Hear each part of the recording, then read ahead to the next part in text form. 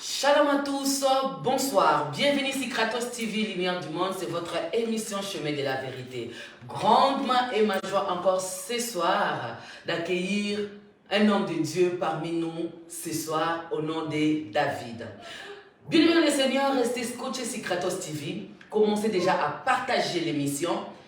Dieu nous a fait grâce aujourd'hui, nous avons notre frère, notre papa, l'homme de Dieu qui vient témoigner, qui vient nous donner même son témoignage et qui sera vraiment très bénissant. Serrez vos ceintures car il y a encore une personne qui sera sauvée et qui sera même édifiée ce soir. Alors, sans plus tarder, je vais vous présenter notre invité d'aujourd'hui. Bonsoir. Bonsoir, maman. Comment allez-vous? Ouais, ça va. Par la grâce de Dieu, ça va. Gloire à Dieu. Papa, je vous laisserai quand même quelques temps de vous présenter devant tout ce peuple qui nous regarde et de dire quel est votre nom, d'où venez-vous, où est-ce que vous priez. Au moins, tout le monde saura qui est Papa David. Merci, maman, pour la question. Merci. Je m'appelle frère David, David Kanza. Je suis marié, je suis père de 5 enfants. Je suis un frère en Christ. Un frère qui aime bien Jésus, qui aime bien Christ. Donc voilà, c'est pour cela aujourd'hui je suis venu. Et juste pour faire mon témoignage. Je pense que ce témoignage, ça va édifier une personne. Et je pense que ce témoignage, ça va faire du bien, ça va révolter quelqu'un. Ou ça va vraiment faire revenir quelqu'un en arrière par des décisions. Donc c'est pour cela que je suis là aujourd'hui pour témoigner Christ dans ma vie. Qu'est-ce qu'il a fait dans ma vie? Amen. Voilà. Sans plus tarder, pour ne pas perdre du temps, excusez-nous déjà de cet incident parce que nous avons eu quand même un peu de retard. Et pour ne pas perdre du temps, je donnerai la parole à notre frère, à notre papa, David. Parlez-nous un peu de vous, papa. Quel est votre témoignage que vous avez prévu pour parler avec ce peuple de Dieu qui nous écoute encore ce soir? En tout cas, maman, merci pour la parole. Ça fait vraiment un bout de temps où je cherche vraiment à témoigner Dieu. Oui. Mais les moments, ce n'était pas encore propice. C'est pour cela que quand le moment est venu, on a essayé de discuter. Voilà, je dis, maintenant c'est le moment de témoigner. Voilà. Notre Dieu, notre Seigneur, de tout ce qu'il a fait dans ma vie. Amen. Il a fait beaucoup de choses dans ma vie. Amen. Donc c'est pour cela aujourd'hui, j'ai vraiment la joie. Je pense que pour moi, c'est comme aussi une thérapie. Donc j'ai tellement de choses qui m'envahissent. Malgré que je suis chrétien, j'ai pris, je travaille à l'église, mais il y a des fois devant des situations, je me culpabilise. Il y a plein de choses qui me viennent à la tête. C'est pour ça qu'aujourd'hui je suis venu vraiment pour témoigner le Seigneur, pour tout ce qu'il a fait pour moi. Et peut-être pour moi ça va aussi me permettre de se dégager. Bien sûr. Donc voilà, parce que la Bible dit que si tu as honte de témoigner le Seigneur, même sa parole, au dernier jour, lui aussi, il aura honte de toi. Donc c'est pour cela que je suis venu aujourd'hui témoigner mon Dieu pour que je me libère. Voilà. Donc ne me tenez pas rigueur de tout ce que moi je vais parler, c'est son passé. Vraiment, et des gens, et tous ceux qui vont me suivre ici, si ça va vous blesser, vraiment, je vous demande pardon déjà en avance. Je ne crois pas que ça va blesser. Hein. Les témoignages, c'est toujours pour édifier, en tout cas. Il y a d'autres personnes qui vont il fait des choses comme ça. En fait, je vais parler des choses, maman, les choses que je n'ai jamais dit. Voilà. C'est ça le but du témoignage. C'est des choses que je n'ai jamais dit. Même les autres, ils seront étonnés. Il a fait des choses comme ça. Voilà. Il me voyait, mais il ne savait pas qu'est-ce qui dérangeait ma vie. Et qu'est-ce que moi je faisais, mais pourquoi il a dépassé telle situation. Mais j'ai tellement de choses à dire. J'ai vraiment dit à mes cœur. En tout cas, aujourd'hui, sort vraiment tout ce qui est dans votre cœur. Comme ça bénira encore ce peuple de Dieu qui nous regarde. Amen. Voilà. Donc, en fait, maman, moi, j'étais vraiment un païen. Quand je dis que j'étais un païen, j'aimais vraiment la vie. La vie du monde. La vie du monde et tout. J'étais vraiment un païen. Un païen tout fait. Je peux dire depuis le Congo. Mais, et ce qui m'approchait, c'est qu'à chaque fois je faisais des choses mauvaises, mais j'avais toujours un esprit de Dieu qui me disait des choses. J'avais toujours des culpabilités. Mais pourquoi tu as fait En fait, on dirait que je me battais. J'avais un combat en moi-même avec un invisible. J'étais tout le temps comme ça et tout. Mais je me souviens, maman, en tout cas, je pense que... Je sais que les témoignages, c'est pas pour... En fait, je ne parlais pas de moi pour que je me vante que voilà, j'étais pécheur, j'ai la joie parce que j'étais pécheur. Non, vraiment loin de là. mais vraiment, je vais édifier une personne. Oui, c'est vraiment parce pour édifier. Que moi, j'ai failli mourir parce que je ne voulais pas servir Dieu. Ok. Ouais, j'ai failli mourir, maman. Ok. Donc, quand j'étais au Congo, à l'époque, moi, j'étais païen. J'étais vraiment au Congo, j'étais dans le milieu, dans notre commune, j'étais dans le milieu. J'étais dans le milieu des enfants des généraux, dans les enfants de la famille présidentielle de Mobutu à l'époque. Je traînais avec eux, on faisait des choses. Ensemble, j'ai fréquenté des boîtes de nuit, j'ai fréquenté des putes. On sortait les samedis avec de l'argent, on donnait aux prostituées pour coucher avec des prostituées. On a fait tout ça, maman. Ouais. Mais un jour viendra, je suis parti à l'église. Il y a un frère qui était parti à Angola. Il est sorti avec beaucoup d'argent, avec les diamants et tout. Mais cette personne, il est venu me parler de Dieu, mais il avait tout. Il est venu me parler de Dieu. Moi, je dis, mais comment moi j'ai rien, mais lui, il a l'argent, il est sorti à Angola avec quelques mille dollars et tout. Mais il vient me parler de Dieu. Il vient me parler de Dieu, mais c'est quoi cette histoire? Il a parlé, je ne suis pas trop intéressé. Il est parti.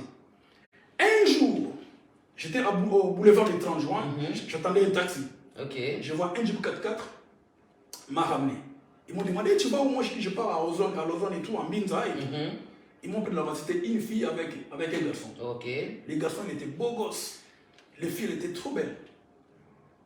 Dans leur voiture, il me dit, frère, comment vous appelez? Moi je m'appelle frère David. Il m'a dit, mais tu vas, tu pries? Il m'a dit, non, je ne prie pas. Il m'a dit, mais il faut prier. Mais nous, il a sorti un petit prospectus de full gospel. Il a dit, écoute, si tu veux, voilà, chez nous, il y a ça, tu viens, on va prier ensemble. Nous, on est des chrétiens. Chez nous, on fait des rencontres de jeunes, des études bibliques. Tu viens chez nous, on va essayer de parler. Donc, elle est évangélisée. Mais ils m'ont pris en taxi, tu vois. En taxi, oui, tout à fait. Voilà. C'était un autostop. C'était un autostop et tout. Ils m'ont ramené jusqu'à chez moi, ils m'ont déposé, ils sont partis. Ils avaient super, la fille elle était au volant, son frère il était à côté. Moi, je dis, mais ils m'ont donné une prospectus et tout. J'ai dit, je vais essayer de voir. Mais dans mon intention, je n'étais pas parti pour écouter Dieu. Parce que j'avais aimé la fille. La fille, j'ai dit, cette fille, il faut que je parce qu'elle est belle et tout. Franchement, elle m'intéresse et tout. J'étais porté dans l'idée. Quand je suis arrivé là-bas, je vois c'était une grande maison à Ipel. Une grande maison et tout. À l'époque, en fait, la famille où j'étais parti, là où il faisait l'église, la réunion de full gospel, il était chez un ministre de l'énergie à l'époque. Voilà. Je ne vais pas citer les noms. C'était le ministre de l'énergie à l'époque. C'est lui qui organisait des choses de full gospel et tout. D'accord. Je suis arrivé, je vois des voitures et tout, je vois des gens bien habillés.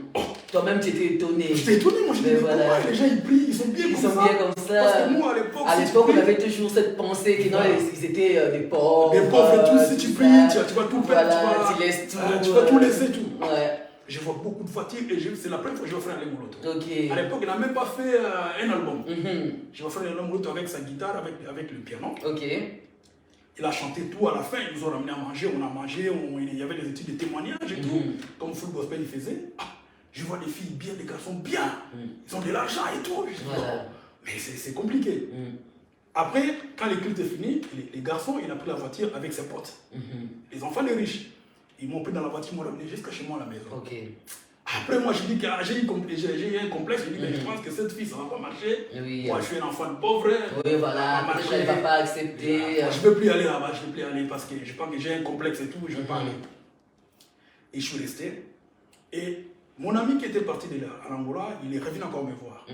Tu vois, Dieu, sans Dieu, on est mort et tout, il me parlait de Jésus. Moi, ça ne m'intéressait pas. Après, quand il a vu que moi, ça ne m'intéresse pas, je lui ai présenté ma femme. Ma femme actuelle, elle était à l'époque, elle était ma copine. D'accord. Je lui ai présenté, je lui ai dit, écoute, c'est ma femme et tout. Elle s'intéressait à ma femme. Et déjà, ma femme, elle faisait l'école de dimanche à l'église et tout. Un jour, elle m'a accompagné. À la fin, on a fait des bisous. Quand on a fait des bisous, face à face avec une sœur de l'église, il a vu. Elle a vu la sœur, elle a vu, elle est partie dire au pasteur. Elle a été suspendue direct. Moi, je dis, écoute, comme tu es suspendu là-bas, on va aller dans l'église de frère qui... On est parti, on a commencé à fréquenter l'église de ce frère à Kassavoubou, l'église sur le rocher international. D'accord. Du révérend pasteur Michael Mongane, père son âme, qui est déjà décédé. C'est là où on fréquentait l'église sur le rocher international. Mais moi, j'étais frère. Je venais à l'église. Ma femme, elle était aussi sœur. On n'avait pas des engagements à l'église. On priait, on rentrait. Et comme ça nous a pris vraiment des années. Après, maman, mais moi, je me souviens qu'à chaque fois, avant de commencer vraiment à écouter les paroles de la parole de Dieu, j'ai eu beaucoup de problèmes. D'accord. Parce que moi, je ne connais pas faire des choses. Moi, pour faire quelque chose, je ne connais pas. Ok. Tout ce qu'il faut faire, je fais. Tu faisais. Prison ou pas, je fais. Moi, j'ai grandi comme ça. Ok. Et un jour, maman, il y a une sœur du quartier. Je sais que ça va choquer tout le monde parce que c'est une histoire, même les gens du quartier, si ils vont écouter ça, ils vont peut-être se reconnaître ou bien peut-être ça va les déranger. Je m'excuse déjà, c'est un témoignage. C'est déjà une histoire qui était passée il y a 25 ans. Oui, c'est déjà passé. Ouais. Un jour, une sœur du quartier, elle était vraiment ma pote, ma copine. Pas ma copine amoureuse, mais vraiment une amie. Voilà, proche. Très proche de moi. Okay. Tout le temps, dans le quartier, ils voyaient que je suis toujours avec elle. Okay. D'autres personnes ils croyaient que c'était ma copine, je sautais avec elle, mais c'était pas ça. Un jour, elle est venue me voir. Ah, tu sais, j'ai des constipations, et tout, je vais pas bien, je vais pas bien. Elle se plaignait. Moi, j'ai dit, mais il faut faire les examens. Elle a dit, non, je ne vais pas bien, je ne me sens pas bien tout. Un jour, elle a vu que, bon, mais ça fait une semaine, et il a toujours la constipation. Elle vient de m'avouer que non. Tu sais, j'ai un problème. À l'école, j'avais un copain, et à l'Institut, parce qu'il était à l'IEC. J'avais un copain et tout, bon, voilà. Et c'est un copain qui est sorti avec moi. Mais vu qu'il y a eu des problèmes à l'Institut, ils ont fermé l'Institut. Et elle est retournée chez elle à Lubumbashi. Donc je ne connais pas ses parents, je ne connais pas rien, mais il me semble que je suis enceinte. Enceinte, ok. Moi j'ai dit, mais dans les quartiers, il sait que toi tu es vierge, parce qu'une fille vraiment exemplaire. Elle était exemplaire, calme. Elle était calme. Et tout. Mais dans les quartiers, mais il savait que toi, mais comment c'est. Mais maintenant tu vas faire comment? La fille m'a dit que non, cherche-moi quelqu'un pour avorter. Cherche quelqu'un pour avorter. Moi, je dis, écoute, moi, je connais un vieux, qui est infirmier et tout. Il peut nous aider. Je suis parti consulter le vieux. Il m'a dit, écoute, vraiment, il n'y a pas de problème, ramène-la ici, on va discuter, tout, je vais consulter tout ça. D'accord. Il a demandé l'argent, et moi, j'ai pris l'argent, j'ai donné au vieux. Et la fille, elle est partie, le vieux, il a fait, je ne sais pas qu'est-ce qu'il avait fait, parce que moi, je n'étais pas entré. Elle est là, le même jour, la nuit, je vois que sa famille sont venus taper à la porte chez nous. Parce que ma mère, c'est une accoucheuse. Même dans les quartiers, les gens qui n'avaient pas l'argent, ils venaient accoucher chez nous et tout, et elle avait tout ce qu'il faut. Ils sont venus à taper chez nous à la maison. Ma maman, elle est venue, qu'est-ce qu'il y a à la maison là-bas? Je ne vais pas citer les noms, elle saigne et tout, vraiment, elle a perdu connaissance et tout. Ma mère, elle a pris ses matériels, elle est partie chez elle. Quand elle est partie là-bas, la fille, elle était agonie. Il y a des jumeaux qui étaient sortis. C'était des jumeaux même. Ouais, qui étaient sortis et tout. Et ma mère l'a dit, mais pourquoi tu as fait ça? Qu'est-ce qu'il a pris? Qui a fait ça? Qui a fait ça? Ma mère l'a essayé de l'aider, mais la fille elle est décédée. Oh, elle était décédée. La fille est décédée, ça j'ai vraiment de la peine. C'était vraiment ma meilleure amie et tout. Ouais, la fille est décédée. Et dans les quartiers, personne ne savait que c'était moi qui a fait les filles. Voilà. Ma mère elle est venue à la maison, mais toi tu fréquentes beaucoup cette fille, c'est pas ta grossesse? Moi je dis non, c'est pas ma grossesse. Maman, si quelqu'un me regarde dans les jours de deuil, moi je me passais dans ma tête que je faisais déjà des films. Voilà. Elle me regarde parce qu'il sait que c'est moi qui a fait. Mais en vrai, les gens ne savaient pas que c'était moi qui a fait. Mais gloire à Dieu, dans sa famille, il y a quelques personnes qui m'ont intéressé. Ils ont dit, nous sommes les Balouba, on appelle ça Djibindisi, on assiste, on participe dans des choses comme ça. Si tu peux nous aider. J'étais couvert parce que dans la famille, la plus grande partie de la famille connaissait, ils m'ont demandé service. Alors, un jour, j'étais en train de prier, le Seigneur m'a dit que c'était un piège de l'ennemi qu'on t'avait tendu. Et du coup, le Seigneur m'a dit qu'un jour, il faut que tu puisses répondre de ce que tu as fait. Parce que tu as tué quelqu'un. Ça m'a dérangé. Je me suis décidé de me lancer vraiment à l'église. Et je commence à motiver ma copine. On y va à l'église, ma femme, on y va à l'église, on y va. On partait de Mbinza tous les jours à Kassavoubou à l'église, on faisait des allers et tout. Donc ça m'a poussé encore un peu de Dieu. Mais pas trop. Maman, ce n'est pas fini. À chaque fois, Dieu a besoin de moi. Et moi, je fouillais parce que moi, j'ai monté la vie. Je dis, je vais tout abandonner. Je vais abandonner les copes, je vais abandonner de prendre la bière, je vais abandonner de faire ça. Ça va te manquer. Encore avec la jeunesse. Je vais perdre des amis et tout. Moi, je dis, non, je ne vais pas arrêter. Un jour, le maman, il y avait une école, il y a une école à Minza, ISTEC, qui s'appelle ISTECA, ISTEC, tout ça. Il y avait une copine que je l'avais fait connaissance. Elle était dans une institut Bamoyo, vers Kitambo. Mais cette fille, au cours de l'année, elle a changé de code, elle est venue à ISTEC. Moi, je l'ai croisée, je l'ai draguée et tout. Ben, la fille, elle a accepté, voilà, on est devenus copains-copines, amoureuses. Un jour, j'ai dit, on a fait un programme, on va sortir ensemble et tout. J'étais parti, j'ai pris déjà l'hôtel en avance. J'ai payé l'argent à l'hôtel et tout. Je me suis dit, voilà, tiens. Et donc, ça va, humain, je pars, je reviens. Je viens à l'hôtel. Les gars, ils me connaissaient.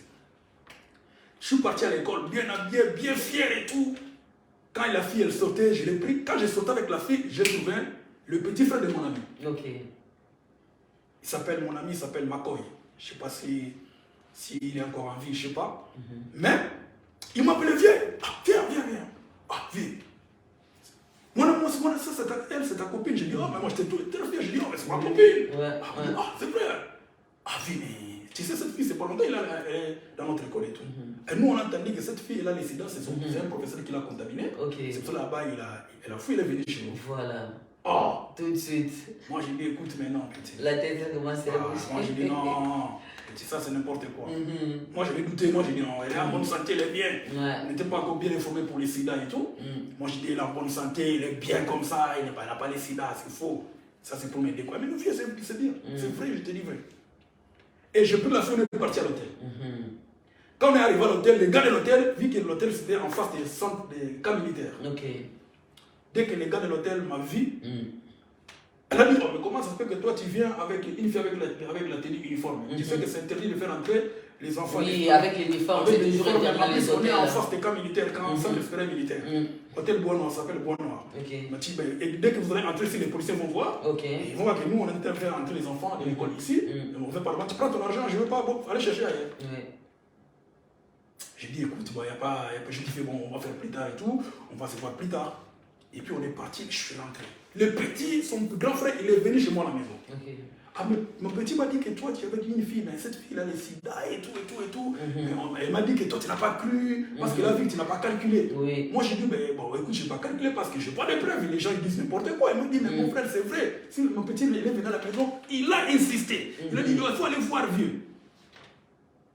Et quand mon ami est venu me voir, je dis, ah, si c'est comme ça, il faut que j'arrête. Et j'ai arrêté de voir la fille et tout. Maman, j'étais toujours dans le monde et tout. Voilà, je faisais des bordels avec des amis, je faisais des délires, on volait des choses. Draguer les femmes. Moi, j'avais des femmes là-bas, des copines par-ci, par-là et tout. J'avais une vie comme ça. Un jour, maman, ma copine, elle est tombée enceinte. Ma femme actuelle, elle est tombée enceinte. Elle m'a dit, mais tu sais que je ne vois pas mes règles et tout. Moi, je lui ai dit, écoute, on va aller enlever ça. Parce que moi, j'étais professionnel. Et donc, vous n'avez même pas pensé que non, il y avait un jour une femme qui était morte à cause de moi. Ça n'a même pas venu, maman. Même pas dans la tête. Voire même, j'étais commissionnaire. Donc, si tu veux, si ta copine enceinte, viens me voir. Moi, je vais mettre les prix. Et puis, je pars payer là-bas. Moi, j'étais commissionnaire. Donc, maman, tous mes copains, ils amourent aussi une fille, et ils partaient pas, c'est moi qui faisais. J'ai ramené leurs copines et tout, je payais l'argent, puis je mouvais et tout. Donc c'était comme ça. Quand ma femme elle a dit que je suis enceinte, moi j'ai dit, oh, tu es enceinte, mais on va le virer parce que moi je suis encore jeune, je suis chez mes parents, j'ai rien, je ne vais pas être un papa maintenant. Il m'a dit non, moi je vais les garder. On a fait vraiment un combat.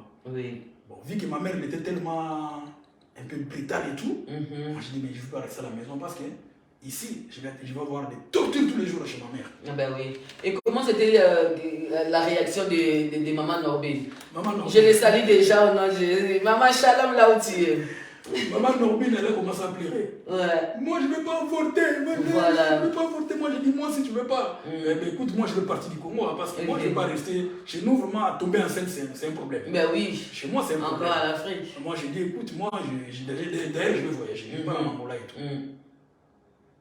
Je vais faire de la faire comprendre. Je dis, écoute, restez ici, toi enceinte. On fait un enfant. Mais on va manger comment? On va vivre comment? Je suis encore chez mes parents. Il ne faut pas que la graisse la galère. Si c'est comme ça, toi tu gardes la grossesse, moi je pars. Mais quand je vais arriver, je vais prendre soin de la grossesse. Elle a dit ok. Moi, elle a vanné sa chaînette. j'avais un peu d'argent et tout, et je suis cascadé jusqu'à ce que je suis venu en Angola. Ok. Quand je suis arrivé en Angola, c'est là-bas que j'ai commencé à vraiment servir Dieu. Ok. C'est lui qui m'a formé pour travailler à l'église, l'apôtre Paul Monga. Ok, à 4e personne. Lui, c'est mon père spirituel. Spirituel, ok, d'accord. C'est lui qui m'a vraiment montré, il m'a passé la formation et tout, comment tu peux faire la modération, comment tu peux te tenir, comment tu vas te comporter, comment tu vas t'habiller, les interdits. En fait, c'est l'apôtre Paul qui m'a... Paul Monga qui m'a informé, je les salue en passant. On les salue au nom de Jésus. Ouais, donc c'est vraiment, à partir de là, j'ai commencé à passer devant, faire des modérations. J'ai dirigé tous les veillées de vendredi. D'accord. C'est moi qui dirigeais les veillées de vendredi et tout. On faisait des campagnes, en fait, j'étais comme son bras droit. Ok. Ouais. À l'époque, l'église c'était l'église Bonne Sémence. Maintenant, c'est la puissance. C'est la puissance maintenant. Et pourquoi c'est changé? C'est changé parce que, en fait, la puissance est en Europe. Ok. Mais ça fait partie de la Bonne Sémence. Bonne Sémence qui est en Angola. Donc, Bonne Sémence, c'est une plateforme. D'accord. Mais Bonne Sémence a fait sortir la puissance. La puissance, d'accord. Ouais. Ok.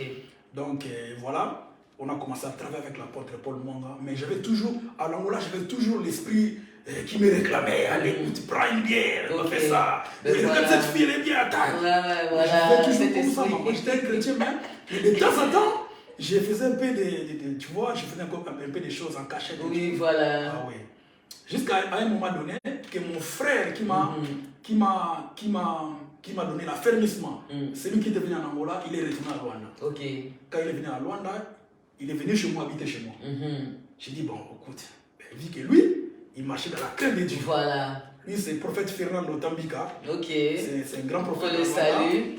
Oui. Donc, il a une église, il a une grande église de 1500, 2000 personnes. Oh, gloire à Dieu. C'est un grand homme de Dieu. Maintenant, voilà. Je l'ai salué en passant. Lui, j'habite avec lui. Lui, il était comme ça. Ok. Il était comme ça. Ben voilà. Tu ne peux pas regarder. C'est bien quand on témoigne d'un homme de Dieu comme ça. J'étais avec lui, je ne pouvais pas bouger. Il y en a encore qui craignent Dieu. Ah oui. Parce que lui, quand je suis avec lui, je ne peux pas tomber. Voilà. Parce que tout le temps, moi, il m'a nourri la crainte de Dieu. Amen. Il m'a nourri, il m'a donné les secrets. Ok. C'était la crainte de Dieu. Ok. Il m'a dit, même si tu es tout seul, il m'a montré la vie d'intégrité. Ok. Il faut être intègre. Oui. Il faut avoir... Si tu peux faire des jeûnes et prières, mais si tu n'as pas... tu n'as pas la crainte de Dieu. Tu vas... Voilà, c'est pas la peine. Ouais. Il m'a dit, il faut vraiment mélanger la vie chrétienne et la crainte de Dieu. Il m'a vraiment appris ça. Vraiment. Après, et ça t'a amené où? Ça m'a amené aussi, pendant tout ce temps que j'étais avec lui, j'étais bien. Ok. Ouais, franchement, j'étais bien. Oh, je faisais pas de bêtises, je portais à l'église. Toujours à Luanda. Toujours à Luanda. On priait matin, midi, soir avec lui. Ok. Matin, midi, je faisais que prier. Je n'avais pas des amis, j'étais avec lui. Il ne voulait même pas que je fréquente d'autres personnes. Je voilà. avec lui. Lui, vraiment, il m'a endoctriné les choses de Dieu. Ok, ça c'est bien. Ouais. Après, moi, je suis venu en Europe. Maman, quand je suis venu en Europe, j'avais promis maman Norbine, ma femme. Ouais. Je pars, je vais retourner. Je vais retourner. Voilà. Toi, tu viens ici. Toi, tu viendras. Ouais. Et du coup, voilà, je suis arrivé en Europe, je me suis embrouillé. J'ai commencé à faire encore des bêtises plus qu'avant. Encore l'Europe. Voilà, bêtises. Il y a encore plus de démons qu'en Afrique là-bas. Ouais, donc plus même. Maman, un jour, mon apôtre Paul Monga, je pense qu'il y a 20 ans passés. Ok. Il avait une convention à Lausanne. Ok. Il y avait une fille de la ville où j'habitais. Ok. Elle était venue et voulait voir le pasteur après. Le pasteur lui a demandé, t'habites dans quelle ville? Il a dit, j'habite à Chambéry et tout. Ah bien, mais mon fils habite là-bas, mon frère Dave. Il a dit, moi je connais un frère Dave comme ça, il a des boucles d'oreilles. Des oreilles, tout ça, je ne connais même plus comme un frère. Alors mais non, il a montré la photo. Il m'a dit, mais oui. C'est mon fils, c'est un homme de Dieu. La fille a dit, mais c'est pas possible. C'est pas possible. Là-bas, on ne connaît même pas que c'est un homme de Dieu parce qu'il voilà. n'a rien à voir, c'est un païen. Ça, c'est les esprits d'ici. Ouais. Après, il a dit quoi? Il a dit, mais c'est pas un homme de Dieu. Tu m'apprends une chose, mais lui, c'est un homme de Dieu. Mais non. Il a dit, mais c'est pas possible. Et la fille est venue, mais voilà, elle dit, écoute, mais excuse-moi, toi, tu es un homme de Dieu. Moi, je dis, mais pourquoi tu me demandes ça? Parce que je suis venu voir, j'ai causé ton père spirituel, apôtre Paul. Il m'a dit que son fils, toi, tu es son fils. Maman, comment j'avais eu honte et tout. J'ai eu vraiment tellement honte. J'ai dit, Seigneur, pardonne-moi. Mais je continue toujours ma vie. Maman, j'étais marié, mais j'avais toujours des copines, en cachette, faire des choses en cachette et tout. Je demandais vraiment à Dieu de me pardonner, à mon ex-femme de me pardonner. Ouais. Parce que je faisais pas mal de choses derrière son dos. Ok. J'avais des copines par-ci par-là, et des fois je partais travailler la nuit, je travaillais pas la nuit, j'avais des copines à l'hôtel. J'étais toujours comme ça. Et puis et voilà, un jour on a déménagé, on est parti habiter à Lille. Ok. On est parti habiter à Lille. On avait tellement de problèmes à la maison. J'ai dit voilà, je vais aller prendre de l'air dehors. Je suis arrivé chez les maisons, dans les maisons africaines, tout ça. Il y avait un pote qui avait une maison africaine. Je suis arrivé là-bas, j'ai trouvé une femme. Elle était super belle. Super belle. Je l'ai draguée. Là, maman Norbine, elle était toujours en Afrique. Maman Norbine était en Afrique. Ok. J'ai trouvé cette fille, la fille, elle était tellement belle. Elle m'a donné son adresse, son numéro, on s'appelle, je dis qu'on peut boire un coup ce soir. Elle m'a dit, pas de souci. J'ai créé une embrouille à la maison pour que je sorte. On s'est embrouillé à la maison, je suis sorti, j'ai pris la fille. On est parti dans la discothèque. La discothèque, j'ai dit à la fille, écoute, comment on dort ici, parce que moi je peux rentrer à la maison, si on peut chercher un endroit pour... Elle m'a dit, c'est bon, c'est pas grave, tu prends un hôtel, on va dormir. Voilà. Maman, je suis parti, j'ai pris l'hôtel. On est retourné à la discothèque. On a commencé à boire, à danser. Pendant que j'étais en train de danser, je vois un pote à moi. Il est venu me voir. Oh, Dave! C'est ici. Moi, j'étais tellement pressé, j'ai appelé la meuf. Je lui ai dit, écoute, vraiment, tu vois, c'est ma copine et tout. Oh, c'est ta copine, hein? Ah, ça va. Quand je présentais, il me faisait un truc à la main. Ok. Parce qu'on s'est servi la main oui, comme ça. Il me faisait un truc. Ok. Moi, je dis, ça, c'est code. Oui, c'est code. Après, à un moment donné, il m'a parlé à l'oreille, il vit qu'il y avait des bruits dans la discothèque. Il m'a dit, écoute, suis-moi dehors. Je suis parti, j'ai laissé la fille, elle était assise, et moi, je suis sorti. Je l'ai suivi dehors. Il m'a dit, écoute, cette fille-là, ça fait combien de temps? J'ai dit, franchement, mon pote, c'est juste aujourd'hui qu'on a... Ouais, ça s'est passé. Cette fille, elle habitait à Paris. Elle a les sida. Elle a fou Paris. Elle est venue ici. Donc, quelle chance! Elle a dit que, vraiment, si tu n'as pas encore sorti avec elle, mon frère, je te conseille... C'est les jours d'aller, de fuir vite. Maman, je suis rentré. J'ai dit, ok, c'est bon, mon frère, on se voit demain. Si je traîne trop avec toi, elle va comprendre. Je rentre. J'ai fait sonner mon téléphone. J'ai dit, écoute, tu m'appelles à la maison. Allô? Ah, je me disais, je suis parti dehors, j'ai dit, vite fait. Je suis rentré, j'ai dit, écoute, il faut que je rentre à la maison. Oh, pourquoi? Ma femme m'appelle que mon fils est vraiment malade, il faut que je l'amène aux urgences. Oh, mais non, on a fait les programmes déjà. Moi, j'ai dit, écoute, j'ai pas le choix, vraiment, franchement, il faut que je parte. Je t'accompagne chez toi. Je l'ai ramené, je l'ai déposé chez elle, et je suis rentré à la maison. Maman, je ne voulais toujours pas rester dans la tranquillité. Voilà. J'ai continué, mais comment à chaque fois, si je vais tomber dans un piège de l'ennemi, et Dieu il vient toujours te racheter. Dieu, il vient, il me sauve. Oui, c'est ça. Ça, c'est Dieu. Dieu, il vient, il me sauve. Mais en fait, qu'est-ce que... Moi, ce n'est pas que c'était un appel de Dieu. Il avait besoin de moi. Tout à fait. Et moi, je ne comprenais pas. Ouais. Maman, ce n'est pas fini. Un jour encore, j'étais dans la voiture, je vois une fille à Lille et tout, il faisait le... Qu'est des filles, Voilà, je l'ai arrêté, je l'ai pris, je lui ai dit, tu vois où? Moi, je lui ai dit, t'as tel endroit, je comprends, j'ai dragué la fille. La fille, elle m'a vraiment aimé, tu vois, elle voulait faire connaissance avec moi et tout, voilà, et tout. Premier conseil avec la fille. Dernière fois, je vais sortir avec la fille. Et elle a dit, non, il n'y a pas de problème de coucher avec moi, mais il faut qu'on fasse faire les... Il faut que tu fasses les examens. Oui. J'ai dit, quels examens? L'examen des sida. Ah! Moi-même, ça fait des années, j'ai peur de faire l'examen des sida. Moi, j'ai dit, écoute, mais fais l'examen des sida. Il dit, ouais. Il m'a dit, ok, pas de souci, mais il faut, ça prend du temps. Il m'a dit, non, je connais, sida anonyme. À Lille, sida anonyme, tu vois, il te fait tout de suite. Ouais. Tout de suite. J'ai dit, ah. Elle a dit, c'est bon, ben voilà. Et je suis parti, fait l'examen, ils m'ont prélevé et tout, voilà, et je suis fait un petit tour, après 45 minutes, on est rentré, j'ai pris les résultats, je suis négatif. Ok. Elle m'a dit, moi, ta vie était négative, c'est bon, mais écoute, moi, je vais te parler. Ben, tu sais, moi, j'ai des problèmes de santé. Ah ben voilà. Elle, au moins, elle est gentille. Moi, je dis, pourquoi tu m'as envoyé faire la parce que si tu étais positif, j'allais accepter de sortir avec toi. Ok. Vu que tu étais négatif, je ne peux pas sortir donc, avec toi. Tu comprenais toujours pas que c'était Dieu je comprenais pas. Qui t'a vu, franchement. Il y a même le pasteur qui venait à la maison. Pasteur Christian à l'église de la Flamme à Lyon, je le salue en passant. Pasteur Christian, il s'est déplacé jusqu'à Chambéry. Ok. Il m'a dit que toi, il faut que tu rentres, tu retournes dans les choses de Dieu. Ok. Moi, je dis non, pasteur. Ah non. Il m'a dit non, toi, il faut que tu rentres dans les choses de Dieu. Pasteur Christian m'a prévenu, il est venu me voir. Il m'a dit qu'il faut que je rentre dans les choses de Dieu. Je n'ai pas voulu. Il est rentré. Un jour, et même frère, même quand il est parti, il est venu jouer dans une église à Lille. Je l'ai accompagné et tout, parce que c'est un ami. Je l'ai accompagné et tout. J'ai fait connaissance avec le pasteur. Il m'a dit, mais vite, tu n'as pas l'église, commence à venir ici. Oui. Je suis venu dans cette église le dimanche. Le pasteur se lève pour me dire que non, Mais Dieu me dit que toi, tu es un homme de Dieu. Toi, tu es un homme de Dieu. Dieu. Moi, je dis non, je ne suis pas un homme de Dieu. Ça fait longtemps, je vis plein de l'église, je ne mets pas la Bible. J'ai laissé ça, ouais, voilà. Elle dit, oh, mais Dieu me dit que toi, tu es un homme de Dieu. Moi, je dis non, je ne sais pas. Franchement, avant, oui. Maintenant, non. Je ne vais pas à l'église, ça fait des années, je n'ai même pas la Bible. Et le pasteur a commencé à me parler, mais non, voilà, il m'a dit à la fin de tout, il faut me voir. Et je parlais avec le pasteur, je suis rentré à la maison, je parlais avec mon ex-femme. Et elle n'était pas trop dans les choses de Dieu et tout ça. Du coup, j'ai négligé.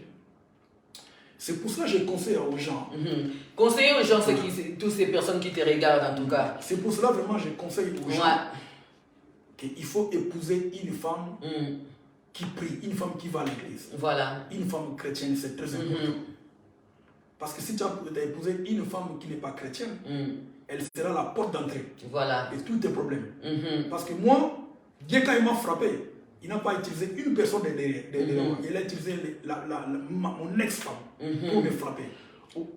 C'est comme si vous donniez aussi des conseils, surtout aux gens qui veulent se marier aujourd'hui, aux couples. Surtout les gens qui veulent se marier, il faut prendre le temps. Il faut vraiment demander la volonté de Dieu. Amen. Que Dieu vous assiste. Parce que d'habitude, nous, on se marie comme ça. On ne consulte pas Dieu. On marie par les sentiments, parce qu'il est tombé amoureux et tout. Mais il faut vraiment, vraiment associer Dieu dans tout ce que tu vas faire. Surtout dans le mariage. Voilà. C'est très important. Très important. Voilà.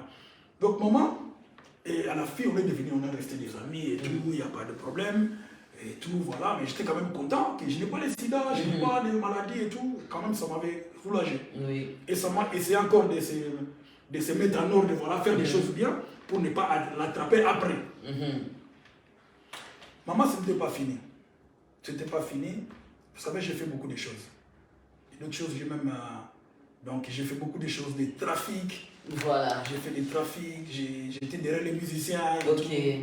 J'ai donné de l'argent aux musiciens, c'est tout ça. Donc l'argent que tu faisais dans les trafics, c'est ce que tu donnais aussi aux musiciens. Et qu'est-ce que ça t'a apporté? Ben, en fait, ça m'a rapporté rien. Au contraire, ça m'a rapporté que quand j'étais païen, ça m'a rapporté les honneurs. Les honneurs de païen, mais ça franchement, aujourd'hui, je regrette tout ça. Je regrette tout ça. Et je disais, si vraiment j'avais cet argent aujourd'hui, franchement, j'allais donner beaucoup d'argent dans les choses de Dieu. Parce que ce que je donnais aux musiciens, je faisais des sacrifices pour les musiciens, aller les chercher, faire ça, voire même il y a un concert qui était joué à Genève. C'est moi qui ai traversé tous les danseuses dans les flots de l'époque, parce qu'il n'y avait pas Schengen. Et moi, je faisais... Vous n'aviez même pas peur? Non, je n'avais même pas peur. Je n'avais même pas peur, j'ai traversé les danseuses, je prenais un, je les rentre avec, je retourne, je prends un, je rentrais, je partais chercher les gens à Rome pour les faire entrer en France et tout. Franck, je salue et tout. Moi, j'avais des gens, des délégués des COP. Tu pars là-bas, on te paye l'argent, tu prends quelqu'un à Rome, tu le ramènes ici en France et tout. Il y avait des risques de passer en Modane, des contrôles et tout. Mais tout, franchement, je n'ai jamais eu des soucis. Tout ce que j'ai fait, les trafics et tout, je n'ai jamais eu des soucis. Le Seigneur m'a toujours protégé. Mais parce qu'il avait quelque chose, il avait besoin que je le serve. Et moi, j'avais compris après. Alors, vu que moi, j'étais tous les samedis, moi, je ne prenais pas de la bière, je prenais du whisky. Et pour les whisky, je ne prenais pas les whisky moins chers. Et les whisky très chers. Les whisky chers, tous les samedis, je prenais que ça. Une bouteille de whisky, je prenais ça, il faut que ça finisse. Je mets des musiques dans la maison tout seul, je fais la fête tout seul. Je suis ivre à la maison, je sors encore, je prends la voiture, je vais rajouter encore dehors, j'étais comme ça. Ma vie, c'était comme ça. Et puis, un jour, je ne savais pas que le Seigneur avait besoin de moi. Et qu'est-ce qui a fait que vous croyez ou retourner encore à ces dieux? Un jour, maman, on était parti à Bruxelles. Dans une discothèque à Mambo, avec des amis, Nick, je les salue en passant. Et voilà, on était parti à Mambo. Tu sais, quand les garçons ils sortent, il faut aller chercher les filles. Je suis sorti, on est arrivé là-bas, on a pris notre table et tout, on a acheté des champagnes, des vins. Tu vois, les gens de Belgique, ils prenaient des bières et tout. Ils ont mis une table où ils ont rajouté vraiment, ils ont acheté que des champagnes et des whisky et tout. Il y avait des filles qui étaient là. Or que ces filles-là, ils étaient missionnaires. Ils étaient missionnaires. Et du coup, nous, on a commencé à intéresser avec des filles. Venez avec nous, voilà, on boit ensemble et tout. Les filles sont venus avec nous. Or, dans cette discothèque chez Mambo, à Bruxelles, il y avait un gars qui travaillait là-bas. Je ne veux pas dire que ceux qui faisaient là-bas, sinon on va les reconnaître. Les gars, ils travaillaient là-bas, c'était mon ami de l'école. On s'est vu là-bas. Ah, mais t'es là, ouais. Il a appelé son copain qui était dans la boîte. Il a dit, il va dire à mon ami qu'il faut qu'il se débarrasse de cette fille. Les gars, ils venaient me parler à l'oreille, je suis sorti dehors, on m'a dit, tu vois, c'est les filles que vous voyez là. ce sont les filles qui travaillent avec des musiciens. Ok. Tu sors avec elle, elle va prendre ton sperme. Ok. Je dis comment elle va prendre le sperme. Elle dit quand elle va finir, elle va prendre le papier, il va le nettoyer. Voilà. Le papier, il va le garder, il va pas le Oui, jeter. il va garder. Il va jeter, après, il faut donner aux musiciens. Ok. Et les musiciens, il faut commencer à les dédicacer. Ok. Et toi, ta vie est foutue. Ok. Il fait attention, en plus, ce gars, les gars, quand il vient ici, vous trouvez avec, ça va partir en cacahuète ici. Ok. Il faut vraiment éviter tout, ce sont des filles proprement dites des vexelles. Ah, je suis rentré, j'ai dit à mes potes, je dis écoute, mais tu sais, il y a un problème quoi. Je dis, vous savez, il y a des filles qui sont là, ce sont filles à problème et tout, ils travaillent avec des musiciens, ils sont en mission et tout. Mon pote, il a dit, écoute, ici c'est toujours comme ça, c'est pour nous décourager. Non, c'est faux. Moi je t'écoute, moi je vais dans la voiture, vous continuez votre fête, moi je suis resté dans la voiture. Ok.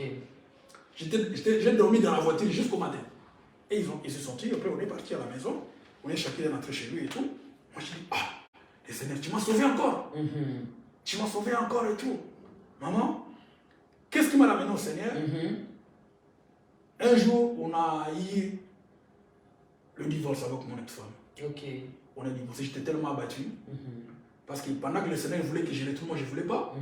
Il a passé chez ma femme. Parce que je ne savais pas avant. Avant, j'en voulais vraiment à mon ex-femme. Je dis, mais j'ai la rage, je les hais, voilà, je vais le faire mourir et tout. Avant, c'était comme ça. Ok. Et quand j'ai divorcé avec elle, c'était un divorce qui a passé vraiment très mal. Très mal. Très mal. Donc c'était ma faute aussi. C'est pas dit que c'était sa faute à elle toujours. Oui. Donc chacun avait sa part de sa part de responsabilité. Ouais, voilà. On n'était pas entendus, on est divorcés. Ok. On est séparés et moi j'ai pris mes affaires et je suis arrivé ici. Mais vu que quand je suis arrivé ici, j'avais tellement de soucis pour les enfants. Ok. Parce que vous avez eu combien d'enfants? 3 enfants. Ok. Ouais. Donc j'avais tellement de soucis pour les enfants et tout. Je suis venu à Lyon, j'étais d'abord à Genève. Ici à Genève, j'ai passé des moments très compliqués à Genève.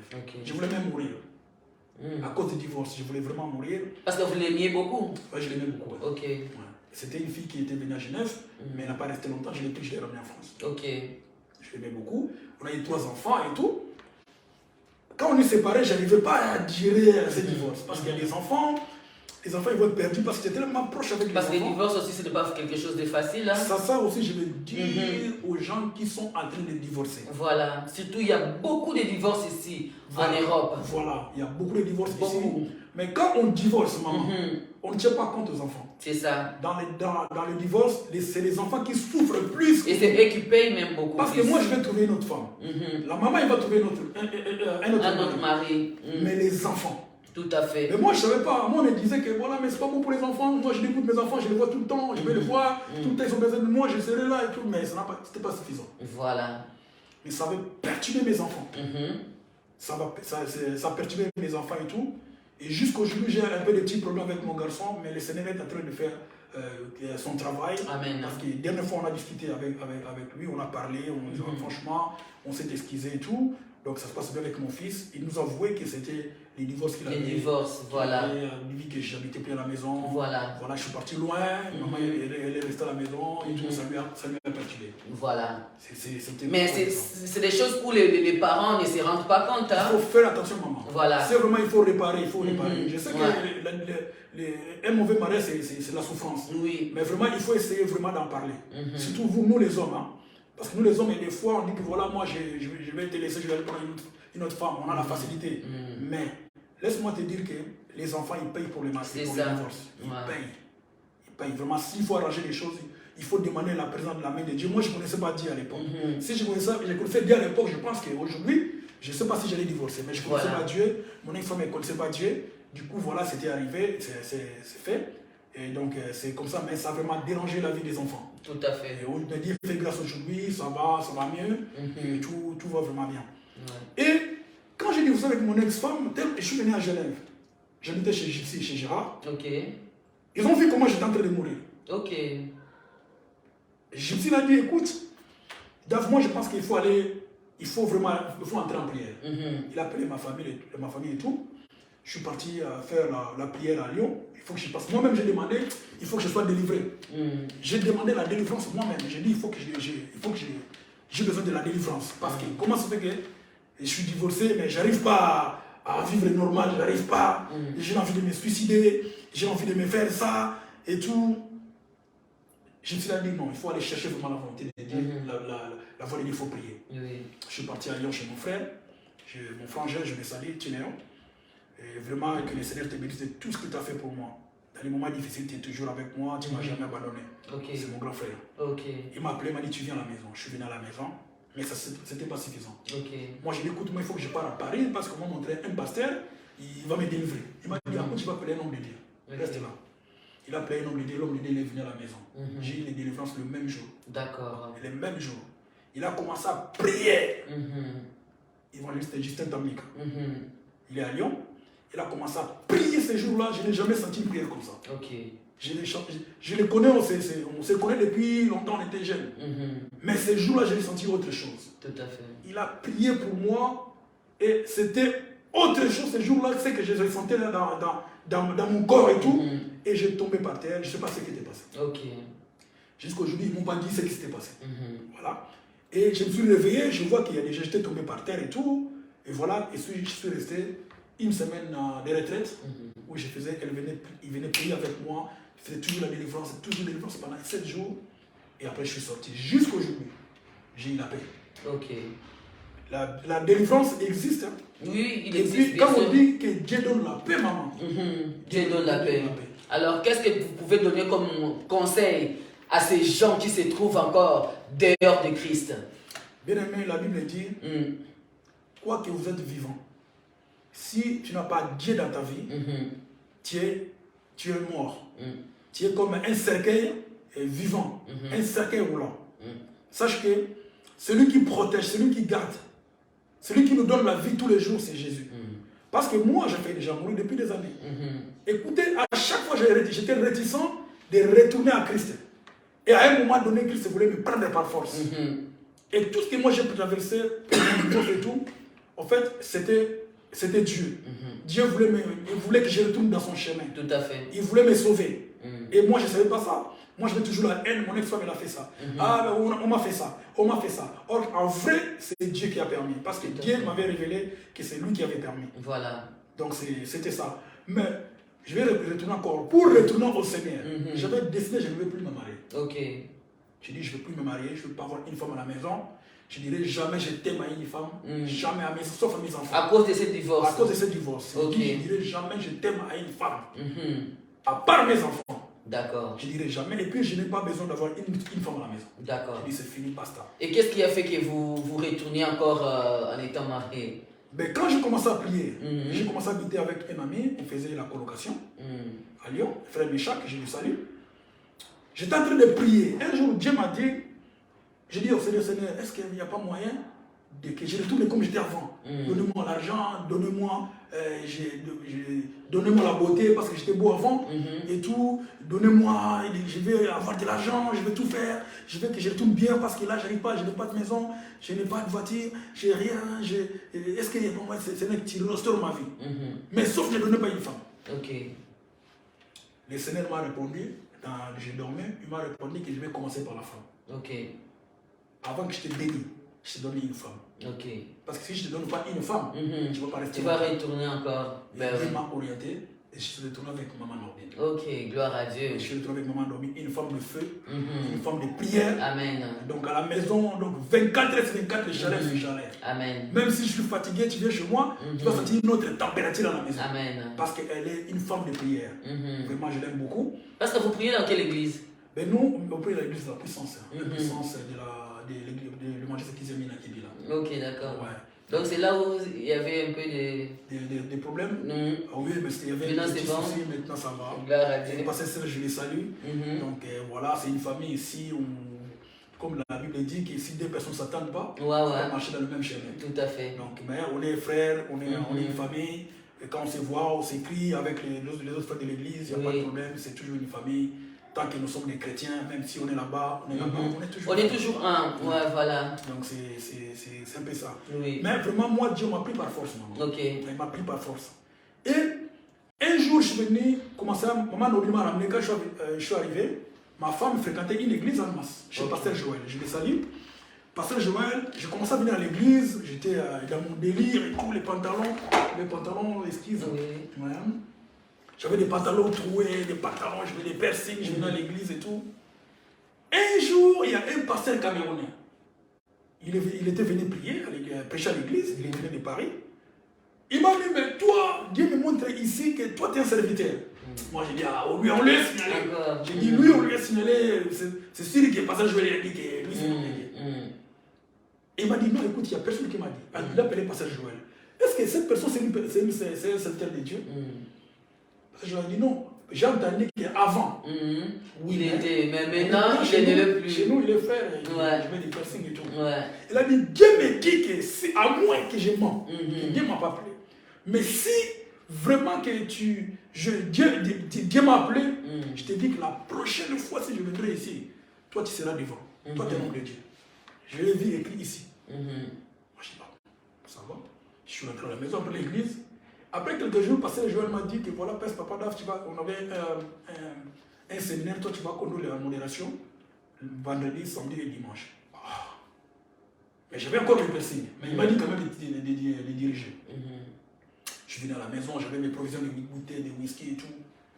Moi je dis, moi je ne vais pas modérer. Ça fait plus de, je sais pas, 15 ans, je n'ai jamais modéré. Moi, oui, voilà, c'est maintenant que je vais faire encore. Moi je dis, moi non, il m'a dit non, vas-y, il m'a fait la dit, vas-y, parce que peut-être c'est la volonté de Dieu. Moi je dis, ah non, je vais appeler Pasteur Joël. Elle m'a dit, non, appelle pas. J'ai dit, non, je vais. Du coup, je dis, voilà, je dis, Seigneur, c'est vraiment ça. À un moment donné, il y a un esprit qui me dit, tu vas le faire. Ok. Maman, je suis parti, j'ai pris tous les bouteilles de whisky qui étaient à la maison. J'ai renversé. Je vais dire encore une chose aux femmes qui prient par rapport à leur mari. Ok, dis-le. Il y a toutes ces femmes qui vous regardent. Ça se fait qu'il y a d'autres personnes à la maison, il y a sa femme qui prie. Et l'homme ne prie pas. L'homme ne prie pas. Il faut garder une femme comme ça. Amen. Il faut vraiment le garder, ça sauve. Parce que moi, pendant que je prenais du whisky à la maison, je mettais la musique de Kofi. Maman Nobine, elle faisait ses prières comme elle fait aujourd'hui. Elle faisait ses prières. Elle m'a jamais dit que non, ne mets pas le whisky à la maison. N'écoute pas la musique. Elle m'a jamais dit. Elle t'a laissé ton temps. Elle m'a jamais fait la guerre pour ça. Et puis on fait des courses, je prends une bouteille de whisky, je mets dans le caddie.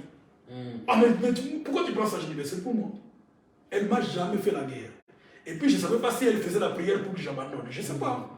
Mais elle, du jour au lendemain, moi-même, il y a un esprit qui m'a dit que tu vas modérer, tu vas tout arrêter. J'ai enlevé les piercings, et j'ai pris les bouteilles de whisky, tout j'ai vidé. Tu as vidé. Et qu'est-ce que tu as fait dans ton cœur en fait que tu jettes tous ces vins? Tu as entendu une voix ou en fait, c'était juste quelque chose qui est venu dans ton cœur? Vu que Pasteur Joël, quand Pasteur Joël m'a dit, on allait commencer les programmes vendredi. Ok. Moi, déjà, à partir de mercredi, je commence à me battre moi-même. Avec l'homme intérieur, je commence à me battre. Je dis, écoute, voilà, moi, je pense que lui, comment il veut que moi je modèle comme ça, moi je l'ai percé, je ne suis pas encore prêt, il faut attendre un peu, que je débarrasse de tout ça, mais non, mais je veux pas aller. Et maman, vendredi, Dieu me dit que tu vas le faire. Tu vas le faire. Je t'ai ramené ici pour ça. Tu dois le faire, tu vas me servir. Du coup, le samedi matin, j'ai tout viré, j'en ai vu les piercings jusqu'à aujourd'hui, et je suis parti. J'ai fait la modération, vendredi, samedi et dimanche. Je l'ai fait comme si je faisais tous les jours. Et tout c'était trop bien, c'est trop bien passé. Du coup, ça m'a donné le goût. Parce qu'avant, je servais Dieu, mais je n'avais pas le goût. Je n'avais pas le plaisir. De rester trop dans les choses de Dieu et servir Dieu beaucoup, rester à l'église, faire des choses. Je n'avais pas vraiment de plaisir. Et là, j'ai eu plaisir maintenant de rester dans les choses de Dieu. Et Pasteur Joël, il sait, j'étais parmi les gens qui étaient vraiment en mouvement à l'église. Dans tous les postes, j'étais là, fais ça, je faisais, fais ça, je faisais, fais ça, je faisais. En fait, je passais tout le temps à l'église que chez moi à la maison. Donc, j'ai trouvé plaisir de servir Dieu. Donc, Dieu m'a appelé par la force. J'ai dit, heureusement que je n'étais pas mort. Parce qu'à un moment donné, et c'est une chose que je ne veux pas vraiment dire ça même, mais c'est quelque chose où ça m'avait vraiment poussé encore de revenir au Seigneur. Un jour viendra, j'étais à Lyon, là où moi j'étais en colocation. Quelqu'un m'a envoyé des photos sur les réseaux sociaux. Que mon ex-femme m'a affiché sur Internet et tout. Elle m'a fait des photos. Ton ex-femme t'a affiché sur Internet? Oui, elle m'a affiché sur Internet. Comment? C'est-à-dire qu'il a balancé mes photos et tout, nuit comme ça. Ah, de la nudité.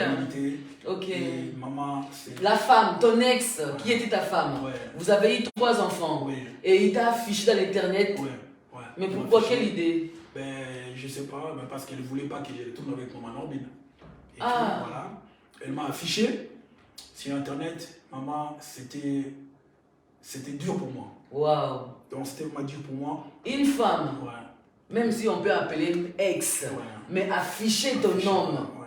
Pour me dénigrer et tout. le père de tes enfants. Ouais. Donc ça m'avait tellement, maman, je n'ai jamais eu des choses comme ça. Ah ouais. J'ai failli même me suicider pour ça. Non. Ouais.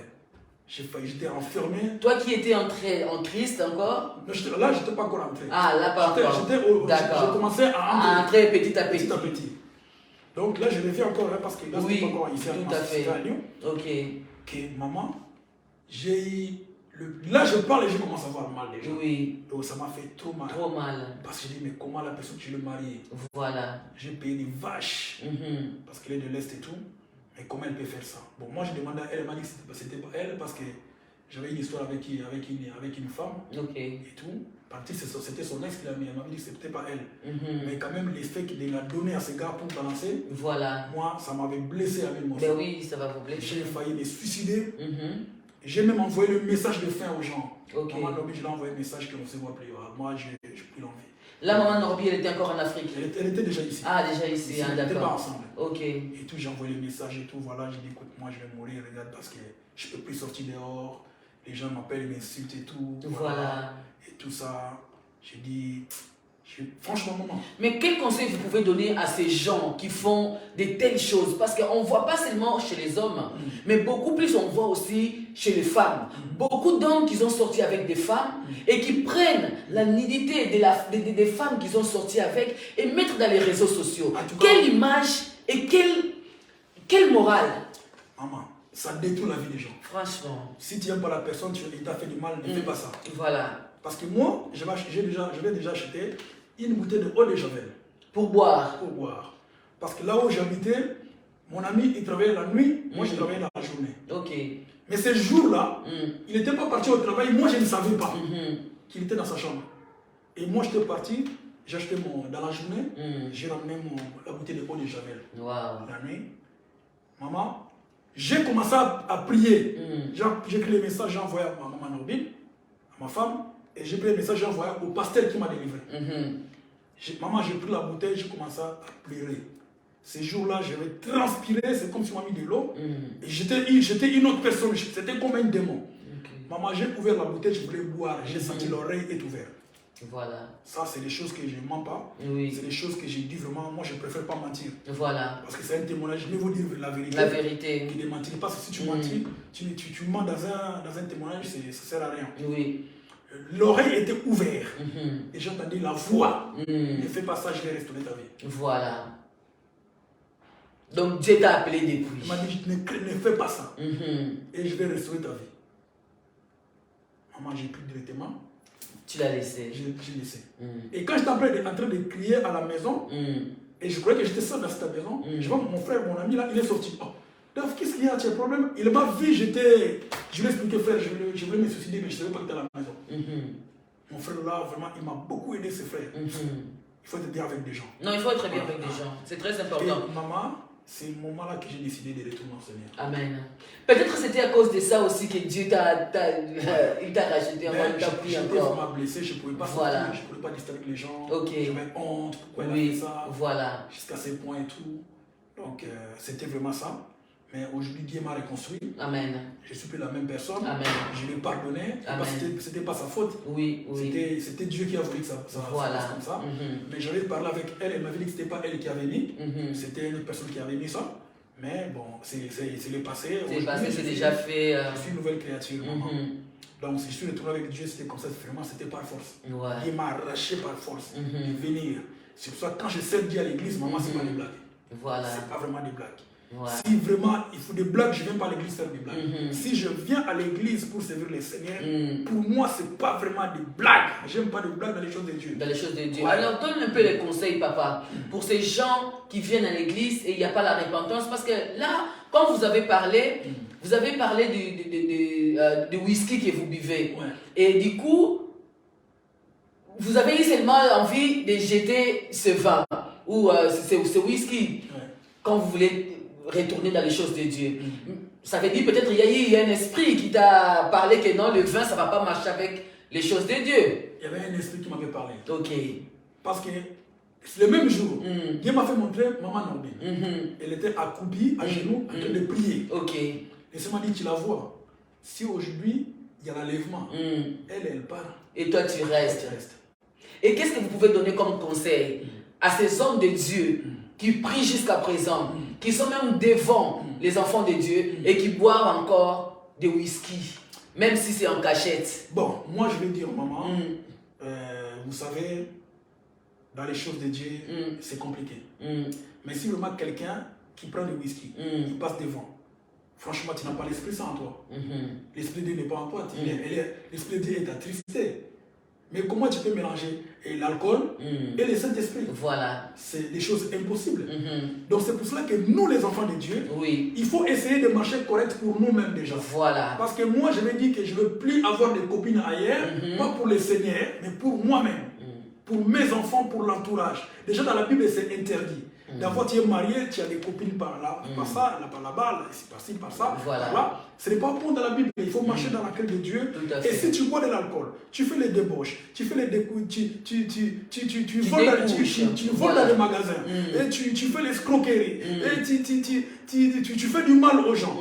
Bien aimé, tu n'es pas enfant de Dieu. Tout à fait. Tout ce que tu fais, même la prière, même le temps que tu donnes, tu fais que voilà, je prie, je fais des jeûnes, mais laisse-moi te dire que c'est vraiment nul. Oui. Donc c'est vraiment ça. Moi, Dieu m'a pris par force, maman. Par force, Dieu m'a pris, m'a arraché. Parce qu'il avait besoin de moi. Il a dit, regarde ta femme, tu vois, si moi, toi tu restes, elle part. Et puis ma femme, quand elle faisait des choses, tout marchait bien. Et moi, mes choses, ça ne marchait pas. Et j'ai compris qu'il faut arrêter. Je ne peux pas servir Dieu avec, quand j'ai fini là-bas, je viens à la maison, j'ouvre ma bouteille de whisky. Voilà. Et quelle différence vous avez vue pardon, quelle différence vous avez vue par rapport à avant, quand vous étiez encore dans le monde, et là maintenant, comme vous êtes avec Dieu, comme vous les servez maintenant là, de tous vos cœurs? Quel est votre sentiment en tout cas? En tout cas, vraiment, j'ai un sentiment vraiment de joie et la paix. Gloire à Dieu. Ce que j'ai gagné quand je suis revenu à Dieu, c'est la paix du cœur. Dis à tous ces peuples qui vous regardent. Donc, si j'ai vraiment gagné la paix du cœur, aujourd'hui je vis en paix. Amen. Parce qu'aujourd'hui, si un pantalon de 40 €, je porte sans souci. Voilà. Si il faut une chemise à 15 €, j'achète, je porte sans souci. Donc, même si aujourd'hui, donc en fait, avant, je regardais que les choses du monde, que les choses qui attirent les gens. Mais aujourd'hui, Dieu m'a donné la paix du cœur. Je vis en paix. L'argent ou pas l'argent, je suis en paix du cœur. Amen. Je n'ai pas de problème avec des gens. Je n'ai pas d'amis. Je fréquente plus de boîtes de nuit. Je fréquente plus là où on fait des débauches. Donc Dieu vraiment m'a sauvé aujourd'hui. Maman, ce que moi j'ai gagné, c'est la paix en Christ. La paix. La paix et la joie. Parce que j'ai la joie. Quand je suis devant le Seigneur, j'ai toujours la joie. Quand je sers Dieu, j'ai toujours la joie. Je me dis que je suis en train de rendre à Dieu ce qu'il m'a fait, moi je le rends. Donc je paye une dette au Seigneur. Voilà. Donc c'est pour ça que maman, et moi dans le Seigneur, je suis vraiment droit. J'aime pas des choses comme ça. Si je vois un passage, c'est pour ça que j'ai changé quelques églises. Parce que si je vois que ça commence à partir comme ça, moi je m'arrête. Moi je laisse. Donc c'est comme ça. C'est comme ça. Ouais. Alors, à ce moment, il y a des gens quand même qui sont encore dans le monde, qui sont jeunes comme toi. Et peut-être quand ils te regardent, ils se disent, bon, ben voilà, c'est juste parce qu'il a eu des problèmes, c'est pour cela qu'il est venu en Christ. Gloire à Dieu. Mais j'aimerais quand même, avant de chuter, que vous donniez encore un peu de conseils à ces païens. Bon, on peut dire païens. Aujourd'hui, Dieu sait ce qu'il prépare pour demain. J'aimerais quand même que vous donniez encore les conseils à ces personnes qui sont encore dans le monde, qui vivaient encore comme vous. Qu'est-ce qu'ils peuvent faire pour venir en Christ? Quel témoignage encore vous pouvez donner comme effort de venir en Christ? Maman, merci pour la parole. Mais moi, je pense que il y a d'autres personnes qui ont peur de venir en Christ. Oui, mais pourquoi ils ont peur de venir en Christ? Parce qu'ils seront jugés. Ils seront jugés, et voilà, regarde, lui il vient à l'église, regarde comment il est. D'autres personnes, ils ont peur de venir à l'église parce qu'ils seront jugés. Moi, je vais les parler comme ça. Bien aimé, vous savez, viens au Seigneur tel que tu es. Voilà. C'est le Seigneur qui va s'en occuper. Voilà. De tout. Il va s'occuper de tous tes problèmes. Il va s'occuper de tes hontes. Il va s'occuper de tout ce qui dérange ta vie. Toi, il ne faut pas fuir l'église parce qu'on va me juger. Voilà. C'est le temps. Maintenant, c'est le temps. Et moi, je pense que si j'étais encore païen, je n'avais pas écouté la voix du Seigneur. Aujourd'hui, je l'ai déjà mouru. Je l'ai déjà oublié dans ma vie. Tout à fait. Mais Dieu m'a sauvé. Aujourd'hui, je suis une nouvelle créature. Amen. C'est pour cela, bien aimé, il faut toujours aller à l'église. Même si tu ne crois pas, même si tu ne pratiques pas, je t'encourage d'aller à l'église parce que l'église a sauvé beaucoup de monde. Mais papa, pour ne pas vous couper votre parole, aujourd'hui il y a beaucoup qui se disent, ben voilà, pourquoi aller à l'église s'il y a plein de problèmes? Si eux-mêmes d'abord dans l'église, il y a beaucoup de problèmes. Aujourd'hui, on voit beaucoup de gens qui restent à la maison, ne veulent plus venir à l'église parce que, soi-disant, il y a des divisions dans nos églises, il y a des choses mauvaises dans l'église. Ils préfèrent rester à la maison ou même peut-être garder leur... comment je peux dire, leur être en étant des païens, rester à la maison que venir à l'église. Qu'est-ce qu'on peut dire encore pour ces gens-là? Bon. Est-ce que c'est une bonne idée de rester à la maison? Est-ce que c'est une bonne idée de ne pas venir à l'église? Non, ce n'est pas une bonne idée. Voilà. Déjà, il faut demander à Dieu de montrer là où tu veux aller, l'église où tu vas faire. Voilà. Il faut toujours demander au Seigneur. Seigneur, je vais aller à l'église. À l'église. Mais quelle église? Je ne sais pas l'église je vais aller. Voilà. Seigneur, donne-moi l'église où je vais aller, où je vais rester.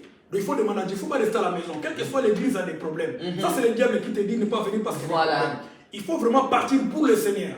Quand tu vas à l'église, ne regarde pas la vie du pasteur. Tout à fait. Ne regarde pas la vie de ton voisin ou du diable de l'église. Et toi, regarde-toi devant le Seigneur. Parce que si tu regardes les hommes, nous on est des hommes. On peut tomber parce qu'on est des hommes. Mais si tu regardes nous les hommes, bien aimé, tu ne vas jamais aller vers le Seigneur. Donc il faut toi aller à l'église pour rencontrer ton Seigneur. Pour rencontrer ton Seigneur. Je vais te dire, l'église a sauvé beaucoup de monde. Amen. Ce n'est pas, je ne parle pas de l'église parce qu'il est l'église comme étant plus fort que Jésus. Non, mais l'église bâtiment a sauvé beaucoup de monde. Il y a d'autres personnes, ils ont trouvé le mariage à l'église. Il y a d'autres personnes, ils ont trouvé, normalement il était censé mourir le soir. Mais il est venu à l'église, il est sauvé. Il y a d'autres personnes qui ont trouvé la délivrance à l'église. Voilà. À la maison, tu n'auras pas la délivrance. Tout à fait. À la maison, on prie. Mais on ne fait pas de culte à la maison. On prie l'église, tu es rempli du Saint-Esprit. Tu vois? Mais la manifestation de Dieu, c'est un peu compliqué si tu restes à la maison. C'est pour ça que j'encourage mes amis, même si tu prends de la bière, même si tu fais des choses, toi tu fais seulement à l'église. Même si tu dis que je n'ai pas envie de lâcher, tu viens à l'église, écouter la parole, Dieu va s'occuper des restes. Il ne faut pas se poser des questions. Il ne faut pas éviter de venir à l'église parce que tu bois. Il ne faut pas dire moi je ne vais pas à l'église parce que je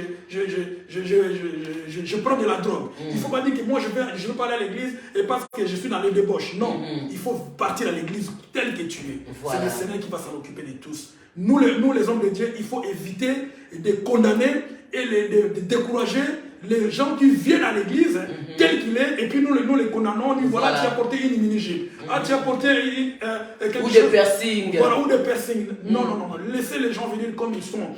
C'est pas nous qui vont changer. C'est pas un homme de Dieu qui va changer la vie d'une personne, mais c'est Jésus qui change la vie d'une personne. C'est Jésus lui-même. Laissez tout le monde venir à l'église. Ne les dérangez pas.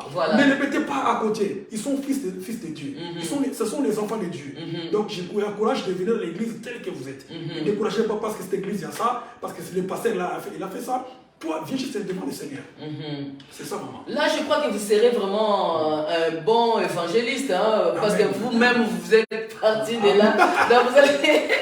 Donc, vous allez vraiment aider encore ces personnes-là qui vont venir de là. Vraiment, déjà, j'ai béni vraiment l'Éternel de votre témoignage avec ces temps que vous avez passé des débauches, de ces temps que vous avez passé avec de la drogue, mais Dieu vous a quand même montré qu'il vous aimait déjà depuis. Vraiment, c'était un bon témoignage, vraiment que Dieu vous bénisse abondamment. Là, nous allons déjà chuter parce que c'est déjà l'heure. Bien aimés dans le Seigneur, j'espère que ce témoignage, ça vous a apporté encore quelque chose dans votre vie. Vraiment, merci beaucoup d'être là. Partagez encore cette mission. Ça va aider encore une personne qui nous écoute. Nous avons entendu déjà les témoignages qui étaient vraiment très durs déjà, même pour lui. Parce que moi-même, je les regardais à des fois, je voyais qu'il y a certaines choses, c'était un peu difficile pour que... Sinon, il voulait... Mais Dieu a fait grâce quand même qu'on soit jusqu'à la fin. Vraiment, merci beaucoup. Kratos TV est là pour vous. Kratos TV est là, surtout, on est là pour décrypter, analyser et avertir, surtout pour les temps de la fin. Et là, nous sommes là avec l'homme de Dieu. On est toujours là avec les témoignages aussi. Tout ce que vous avez besoin. Si vous voulez parler avec tout ce monde, on est là pour, vous pouvez venir pour prêcher, pour des témoignages, pour quoi que ce soit, ou quelque chose qui va apporter encore un de plus dans le corps du Christ. On est là vraiment pour propager la parole et gagner des âmes. Peuple de Dieu, restez toujours connectés, scotchés et vraiment, par la grâce de Dieu, nous allons apporter encore la bonne nouvelle. Dernièrement, Papa David. Bon, maman, je vais juste te donner l'adresse de mon église. Oui, voilà. Je salue mon pasteur Blaise Mavinga. Pasteur Blaise, on te salue là où vous êtes. Pasteur, c'est l'ange de mon église. Ok. Donc, nous, c'est l'église de la puissance. Au nom de Jésus. Au nom de Jésus. Ok. Du nom de Jésus, de l'évangile Kizamina Kibila. Amen. C'est mon papa, je lui salue aussi là où il est. L'église de la puissance n'est pas morte. Non, non. L'église de la puissance existe. Mais nous avons une nouvelle adresse. Je vais communiquer à tous parce que nous avons notre premier culte. Mais pourquoi vous avez dit que non, l'église Kizamina n'est pas morte? Est-ce qu'une église meurt même? Oui, parce qu'il y a d'autres personnes qui nous disent voilà, ça n'existe plus. Ok. Parce que la salle n'est plus là-bas. Ok. Donc c'est pour ça que je vais donner vraiment des précisions. D'accord, vous pouvez préciser. Oui, donc notre église, nous sommes encore, ça existe toujours. Donc l'église de la puissance avec le pasteur Kizamina est encore là. Ouais. Donc ils ont l'autre salle là, vous avez changé la salle. Et tout. Ok, l'adresse. Ouais, nous sommes. Vous pouvez donner l'adresse à tous ces peuples. Ouais. Donc notre nouvelle adresse. Notre nouvelle adresse est Chemin des Champs, numéro 14. Chemin des Champs, numéro 14. Code postal de 12-14 Vernier. 12-14 Vernier. C'est juste derrière Ikea.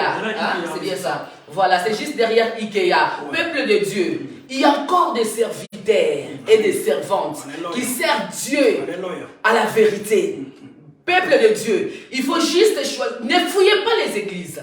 Il faut juste choisir quelle église vous allez partir pour servir votre Dieu. Parce qu'il y a des églises et églises. Mais peuple de Dieu, aujourd'hui, notre frère est là et nous avons vu déjà que non, il y a l'église des pasteurs Kizamina qui a déjà trouvé une place. Vraiment de tout cœur. Je demanderai à tout ce peuple qui nous regarde, ceux qui n'ont pas la place où aller prier. Amen. Vraiment l'église des pasteurs Kizamina est encore là. Vous pouvez aller et cet rassemblement, ça va vous porter toujours quelque chose.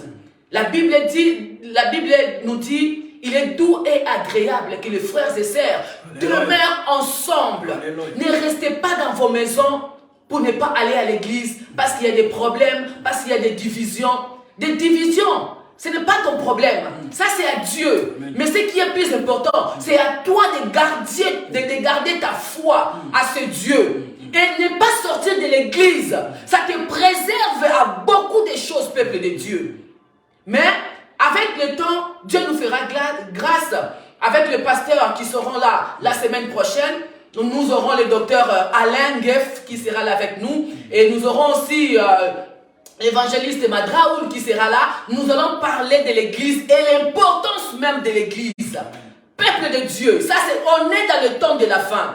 Ceux qui fuient l'église ne savent pas pourquoi ils ont crié à ce Dieu. Mais ceux qui connaissent à qui ils ont cru, ils ne fuiront jamais l'église.